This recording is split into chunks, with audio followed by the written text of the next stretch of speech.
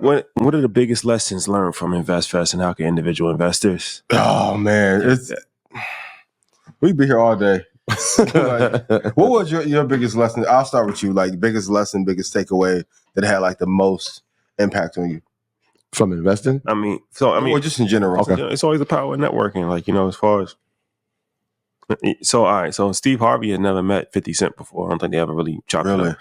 And so they connected for the first time, and then they was talking about business. Like, they was talking literally like Steve Harvey was telling them, like, you need to do this, you need to do this. We could work together on that. So just seeing that firsthand, that's at the highest level possible. But it just reinforces the theory that, like, they obviously have ways to get in touch with each other. Right? Yeah. They follow each other on Instagram. Yeah. Mm-hmm. They can shoot each other a DM, but there's nothing like an in-person. Yeah. The in-person, within 15 minutes, they talking about doing business together. Mm-hmm. Where for 20 years they've known of each other. That's crazy. They have close friends, right? Yeah. They could have done this 20 years, but it just wasn't. We're not connected. And can we talk about right environment fosters that as well? For sure, the right. That's what I'm saying. So that, and then the good energy. So that for sure. And then as far as panels, because I don't really get to see a lot of Investfest because I'm behind the stage. But man, your panel, your segment got a lot of great feedback. Artificial intelligence, X, shout out to her. Yeah, at least like 5-10 people hit me like, "Yo, who's this? I need to meet this person. Like, she's super dope. She's super knowledgeable." That got great feedback. Homebuyers workshop. Yes, that was something that a lot of people, I think, received a lot of value in. I can go on and on, student loans, whatever. So as far as like, I look at it like, okay, there's the relationship aspect of it, which that's one thing, meeting people. Can we say relationships are the biggest asset that no one talks about or values properly? For sure, definitely. That's going to be the determining factor. So the relationship aspect, for sure. Then from the informational aspect, that really just depends on what you were interested in and what you went to, right? Because some people didn't go to everything. That's okay, but you have to get the individual value from there. But also from just looking at it from a scale standpoint and seeing all the businesses in the vendor marketplace. And Ty Davis has said something. Ty Davis, that's our camera guy. Shout out to Ty. And he said he was gonna make a video because he was like, Ty, if you see us, you're gonna see Ty. He's around us all the time. And he was like, when he was walking through the vendor marketplace to capture content on one day, and he was like, he walked through like 6 rows of booths, and he was like, nobody like tried to sell him. Like they didn't try to like go out. He was like, he thought that was a mistake because they wasn't being aggressive enough. And he was like, yo, they don't even know who I am. Like, you know what I'm saying? Like, it's like, yo, but I might want to buy your product. Or I might want to, tell the guys about your product. Like, yo, this is dope. He was like, they was just looking at me, waiting for me to come to them. Doesn't work like that. And he's like, yo, I'm not just gonna go out of my way and just go to you. Like 9 times out of 10. That's interesting. Only person who tried to sell me something was Angel. What, with the glasses? You gotta be a wolf out here. That's crazy. Hey, she's like, hey, you want the? I was like, okay, I didn't even think of that. Because like, obviously, when we walk into space, it's like people want us to come to their booth. But like, I mean, I would imagine that would happen to Ab and some of the guys that they always see with us. It's like all these guys in there. But we always tell people, it's the surrounding people. You gotta attack the perimeter. If you know Todd takes pictures of us and he's walking, you gotta get him. You see B, he's with us. You see Pierre, you see you gotta go get them. Because they can relay a message to us. Absolutely. But then I was also very inspired. I saw a lot of young people. I mean, we had the kids from our community that came. That was fire. That was dope. Then there was kids from the Bronx that came. Then there was another group of kids from the Bronx that came that just wasn't aware of them. They just randomly stopped me in the hallway, and that was dope. That was a dope moment. So there was a lot of young people there with like older chaperones. Shout out to all the chaperones and group leaders that took kids there. But that was dope too. I met some college kids, some kids that just graduated from college, hungry, that were there.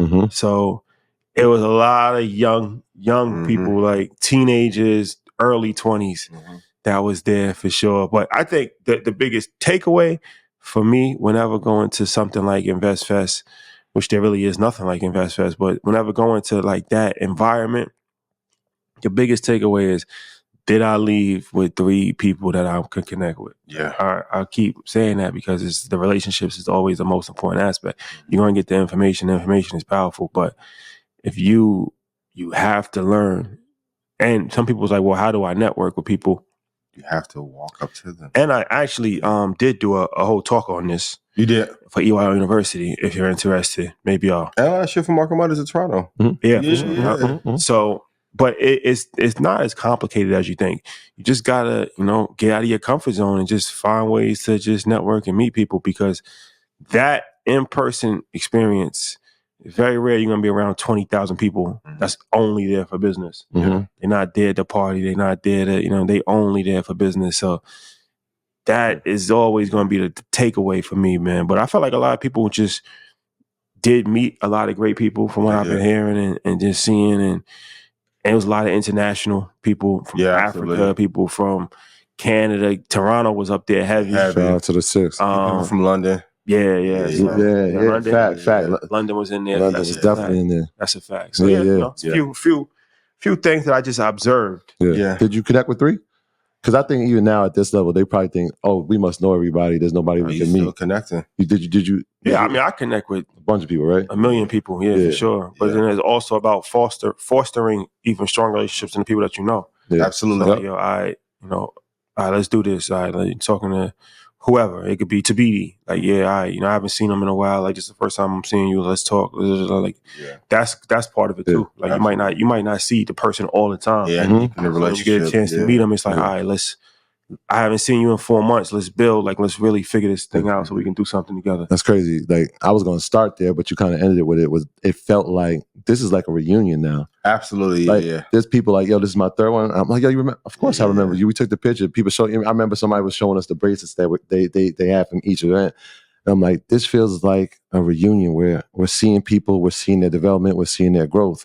Even internally, like I was telling Ab, I'm watching Pierre develop from the kid who we used to have on the basketball team in the 6th grade to now somebody that's handling the logistics and making sure everybody's good. Like his development, Ab's development over the past 4 years when he started working with Earn Your Leisure to now what's like the COO of this company, this brand, and everything he does with Investfest, that growth. Yeah. But community, even from the people that were there, was like, I think that was what really stuck out to me. I had this encounter with this young man, and he came up to me and he was like, Troy, I want to tell you this story. Can you stop for like 2 minutes? I'm like, of course I'm going to stop. Let me hear the story. He said, I brought this homeless gentleman in. He was standing outside. He asked me what was going on. I said, you got to come in. They didn't let him get a bracelet. I bought him a ticket. I said, that's great, man. I appreciate that. He said, but let me tell you what happened when he came into the marketplace. He said, I went around to vendors that had clothing, and each vendor put a package of clothing together, and they gave him clothes. Yeah. Then I got a couple of people to donate money, and he went to the food village and had vouchers to eat. Mm-hmm. And I'm like, yo, that's community. Yeah. I had another gentleman, this is crazy, teenager, and that energy from the youth was there. He was like, look, I'm 19 years old. I was trying to get my ticket. I was trying to save up to it. I tried to do a payment plan. I couldn't do it. But I said, I need to be in this building. And I'm like, all right, so what happened? He's like, look, I signed up for the volunteer list. I figured the best thing I could do is help. The volunteer list was so long, I was on the wait list. I just started showing up, and I just started picking up garbage. I started picking up garbage, and I kept going. And I finally, he's like, I walked in, and they saw me. They're like, what are you doing here, young man? He's like, I'm trying to volunteer. They brought him to the volunteer booth. He got a t-shirt to volunteer. His first assignment, he was like, I need you to get some speakers from their cars to the speaker lounge. First person he get is Van Jones. And listen, I'm going to say this too, for all y'all who walk past Van at VIP night, y'all don't want no money. What are you doing? Here's the best part. What? Van likes the kids so much, he gives them his phone number, his email. He wants to stay in contact with them. He said, look, while I'm here at Investfest. How early was he there? Oh, he was early. He was early. He was early. Early. Yeah. He liked them so much, he said, I want you to stay with me for the whole day. While I'm here, you stay with me. He then walked around with them. Van told everybody how great of a young man the dude was. Yeah. He got to meet everybody. Yeah. Right? The next day, he's still volunteering. Now he's with OSG. Shout out to the OSG family. Yeah. Shout out to Trav, Fia, credible panel. He's like, yo, I didn't get the ticket. He's telling the story. Shout out to Dennis. Dennis was like, yo, you want to meet the guys? He was like, yo, I would love to. Yeah. First thing I run into is Dennis and the young man. Yeah. And he tells me this story. And I'm like, that's community. Yeah. Right? Like, he had no ticket, volunteer, got his way up Find a way. and got to me to tell us, like, yo, y'all have changed my life with information. I was just so proud to hear his story. But that's what it's about. Yeah. I mean, there's so many of these community stories. We had a vendor who was selling waist beads. Yeah, I saw it. You saw it? Yeah. Not only is she making a lot of money in the vendor market from waist beads, but she's giving it back to communities in Africa. Like, there's so many of these community stories that obviously the main stage is a lot of information. Obviously, is valuable and everybody that's up there. But there's so many of these stories and so much community that's happening. Mm-hmm. I got like almost emotional thinking about it. Like, yo, this is what it's about. This is what community looks like. This is what coming together looks like. This is what working together looks like. This is what bonds are built right here. So it felt like that reunion feel, but it felt like community too. Yeah, it was amazing. One thing I picked up on: the bigger or wealthier the person, the kinder they are. Like, notice it's always the middlemen who act like they're the star of the show. Like, Don Peoples got off stage and say, great job. He's like, I'm gonna stay here and watch you. If you need anything, let me help you. I'm like, any advice? Like, just do. I'm like, he's like, I'll watch your stuff, dude. I'm like, damn, I know he's been on the show. right. But he knew information I've covered. He went over NVIDIA. He was like, how did you know? So just to see his curiosity was like, damn, this is Don Peoples, yo. Special dude. The interview with 50 was amazing for a couple points. Even though him and Puff had their battles for a long period of time, it tells you how serious that situation is when even now 50 won't say nothing bad about Puff. It tells you, like, he talked about it, like, listen, I was paying a company this. They were tacking on double. What, they took $6 million from him. Yeah. But so now if you try and sue, I'm going to defame your name and ruin your career and call it. That's scary as hell. Like, someday I know y'all tell the full story. That's scary to be like, okay, you took $30 million from me, but if I sue, you're going to ruin my entire legacy. Yeah. That's insane. And then I think just the power of, like, connecting with the people. You know, I love being amongst the people and shaking hands and kissing babies, but just to see the impact. Like, it was a lady who was like, yo, I joined in 2020. So I started with 15,000. I'm up 1.2 million. Show me your account. I'm like, what? Like, I'm proud of you. She's like, what do you? I'm like, I don't even need a testimonial. The fact that you just are making the money and you look happy and you're taking care of your family and was able to retire her mom and dad, like, that's absolutely incredible. But to see all the entrepreneurs, like, everybody was in no drama, good spirits, everyone's networking. And shout out to all the entrepreneurs that came, that wasn't speaking, that just came to support. Yeah. So a lot of people, influencers that I saw that was posted that they was at Investfest that were not speaking. And you can only put so many people. We had 120 speakers, so you can only put so many people on the bill. And that's why when you get on stage, you got to make the most of it because there's some competition in the building. For sure. Yeah. That's sure. It gets more and more competitive every year. And of course, shout out to everybody that, you know, the drip journeys, everybody that threw it on, you know, the drip journeys. Yeah. It was a lot of congrats to you for making Fashion About Days. Appreciate it. Finally, it was longer, but it was the right one. Appreciate it was the right one. Appreciate you. Yes. Appreciate you. Shout out to Mike B. Shout out to Ty Davis for I know Ty capturing the moment. Yes. In fact, shout out to Fashion About Days. Finally. Respectfully. Finally. What I gotta do, man. But nah, man, I saw you had the double-breasted. Had to. You had a double-breasted joint, man. Vibes, you know? That was dope, man. You know, Troy went the silk satin route. Yeah. Mike did the chronic. Yeah. Color on color. Color on color. Yeah. That's what he did. I'm saying it was. Yeah. Which one was your favorite? The Suge Knight red, the satin red vibe. Yo. You like that one? I was gonna go. That, I like the gray one. Like the gray one? Yeah, because he had the LV loafers on. Yeah. Tough. Yeah. Because when he wore, he had it with the jacket, but then it looked fly without the jacket too. Yeah. So I gotta give him that one. Shout out to Mike. 19 keys. Absolutely. Had cornrows. Yeah, that's shocked to say. Braided his hair. Yeah, shout out to Keys, man. We had a great talk at dinner. At dinner, yeah. He braided his hair, and all the ladies too. All the ladies that Kiana as always. Yeah, for sure. So it was just dope. You know, really feels like the Grammys or the ESPYs. And then also speaking of Investfest in a highlight moment, as I said, we had 50, and of course, 50 was a major inspiration for everything as far as Get Rich or Die Trying. Changed the game a few different times, a bunch of times. So I don't know if you was there, but I actually also said that you were a major. Yeah, I was there. Yeah. Okay. So Ian, somebody that we met 4 years ago. Yeah, 4 years ago. Flies. Yeah. So 5. 2020. 5. Yeah, for sure. January you did that. So we've built Earn Your Leisure, and we've been doing this. I was a financial advisor. He was an educator before we had Earn Your Leisure, so it was still in the realm of educating. Why do you always tell people that? Because it's a good business lesson in it. What? That you're a financial advisor. Because some people think some people popped out. Yeah. Some people be like, "Yo, how is this guy qualified to speak?" Yeah. So here's why. I actually did some things, even though you don't have to do it for a living. Yeah. But no, you have to. If you're gonna talk at this level. Yes. But I love when he says it, because it talks about purpose of just walking in it, and like you're doing it just because you feel like that's what you're supposed to be doing, or that's a career choice. But sometimes that might be your purpose, right? So he was already in the world of finance. I was already in education. The fact that this is financial education, we have just added another layer to the purpose. And the next layer is we are coming out with a book. Yes. Our first. Thank you. Appreciate it.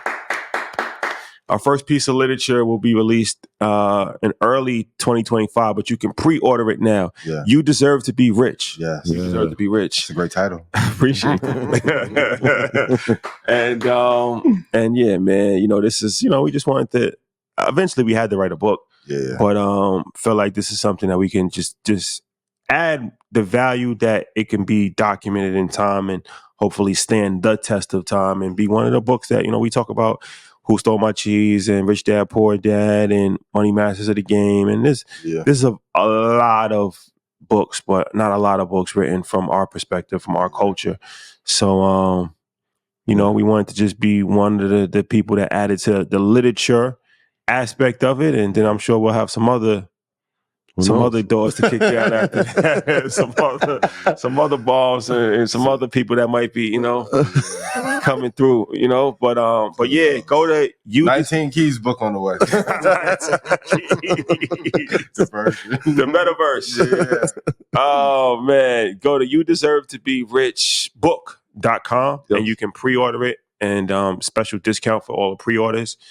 And we'll be talking about it more because it doesn't come out for a couple of months. But just wanted to announce that because we announced that on stage with 50 yesterday. Can we talk about the importance of dress? I know people think you just do it for like egotistical reasons. Dressing? Yes. But I know it's talked about you have to dress how you want to be addressed. But I'm telling you, there's a difference between me walking through with a suit versus... it's very important. And then also the Don Peoples thing. So remember the guy that won the contest that we did to meet Don Peoples? Yes. So Price. Because him, Romaine from Bloomberg, and Don Peoples was all having a conversation backstage, and for 40 minutes, Don, because he works for FINRA and he's trying to get in. I think he's trying to get into real estate development. Yeah. So Don was just literally just talking about the ups and downs, his experiences, the challenges. Like he was literally, it wasn't just like, no, just hey, I'm gonna shake your hand. Like he was having like a full blown conversation. So I'm like, this is somebody that's net worth upwards of $700 million, and he was just free with the flow of information. You know what I'm saying? So I thought that was thought. I just wanted to highlight that because a lot of times people don't be like, oh, I'm gonna meet somebody. I'm like, what is that going to do? And then also Damon John said something that was ill when he was like, I'm sure you guys invested to be here, and a lot of your friends are saying like, this is a waste of money. Why are you gonna come? You're not gonna get no value out of this. And he was like, that's the same people used to say that to me. And he was like, and those people are crackheads. So he was like, yo, like, don't take advice from losers. He was like, yo, like, people is always going to find some level of negativity to add into or try to, tear it down or whatever. He was like, crackhead play. Focus on the people that's here. Don't focus on the noise that's trying to discourage you. But as far as dressing, I think before you go to dressing, because I wanted to say that I'm glad you brought up the Don Peoples in because Bryce won that. That was like one of those raffles we did. Yeah, a lot of times people are like, oh, it's a raffle. Nobody ever wins it. But like, nah. Not only did he do that, he was with him for like 2 hours. This wasn't like he was that conversation. Yeah. Then he was backstage with him. And then our all access person, he was at the dinner. Yeah, he was cool. He's cool. He's cool. That's cool dude. Yeah, energy matters. Got a little Louis the 13th. He was cool. Cool dude, man. These things really happening. As far as dress, I think it's important to curate because it is important. Like Steve Harvey came with that. Oh my gosh, that alligator, blazer. I said that was gonna happen. Right? They said that cost $10,000. He made Fashion Bomb daily. Yeah, they said that cost $9,900. But did the shoes get on there too? Yeah, I think the jacket. They just showed the jacket, but he had the jacket and he had the shoes. But say what you want about Steve Harvey, you're going to notice.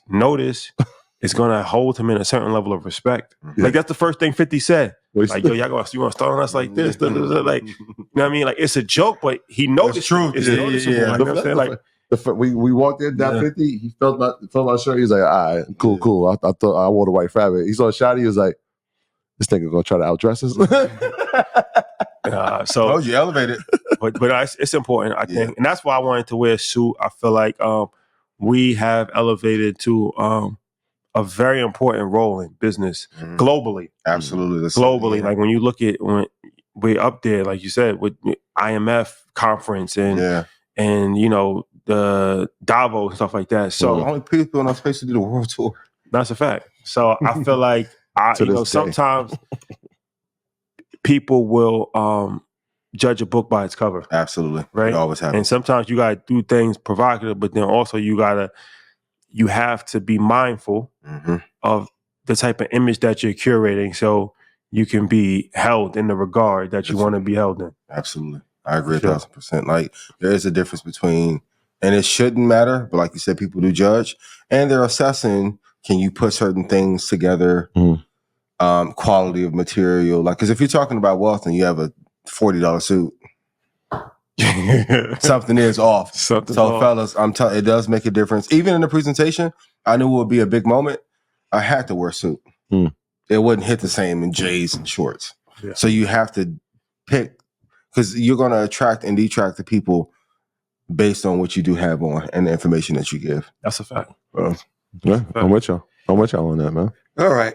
Sorry for the Investfest talk, but it was important, man. Nah, it's important, and it was legendary, and it was, like I said, when I told people like history awaits us, it was because I want them to mentally prepare, because you're part of this. Like you're part. Like yes, obviously as founders of it, we're part of it. Obviously, people that are on stage, they're part of it. But the people that are in the audience, like y'all gonna remember this moment. Like this is being documented. Shout out to the AV team. Shout out to they were incredible. Even him, AV team, gracious. Like these are some small lessons. The more money you make, the kinder you have to be. Like he didn't have to talk to me for 30 minutes and how the planning that you guys went through and all the meetings that you had to make sure the sound impeccable, visuals were impeccable. That's a fact. Shout out to and then also let me just shout out to the social media team as well.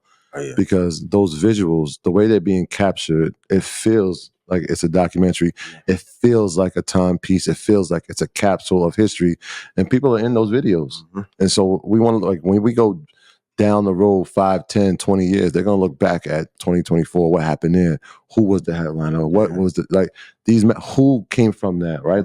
Did that spark the person that created the next innovation in some form of technology or some form of healthcare? Like, it's historical, so we should treat it like that. Yeah, for sure. But also, everybody that went, now you guys have to be defenders of Investfest, because you see, anytime, there's so, like, it's a good point. It's true. Even, said Mike Rubin, right, when he was like, black people love to tear black people down. And he got a lot of pushback for that because he's a white person saying that, but it's true. That's truth in it. So it's like now you can't. If there's any narrative of like, yo, there's just gonna be celebrities there and they're gonna tell you believe in yourself, you got to be like, yo, this is the furthest thing from the truth, right? There's over 100 panels talking about artificial intelligence, talking about crypto, talking about stocks, talking about how to buy a home, talking about real estate, talking about marketing. And we went and we sat in and there was detailed information and they actually provided a blueprint and Ian spoke for 40 minutes and went straight to information.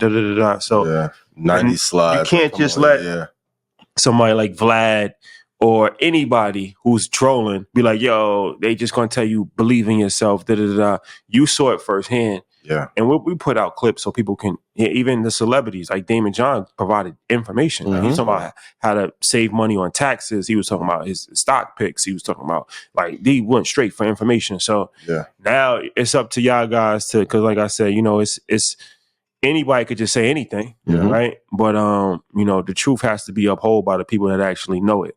So if you know the truth. If you was at Investfest, you know the truth. So if you see any level of negativity or any level of misinformation, please be a public defender, because what happens is that on social media, the regular people are quiet and the haters are loud. Very loud. So it'd be like 1% of the population, but they look like they're more. The majority. But that's not. Nobody can say that they didn't get value. If you didn't get value out of this weekend, you made a conscious decision not to get value. You didn't go. You just went to the parties. You didn't go to the workshops. You didn't go to the panels. Like you made a conscious decision, and that's okay. But that's your decision that you made. It wasn't like it wasn't available to you. You just made a conscious decision to not take value in the situation.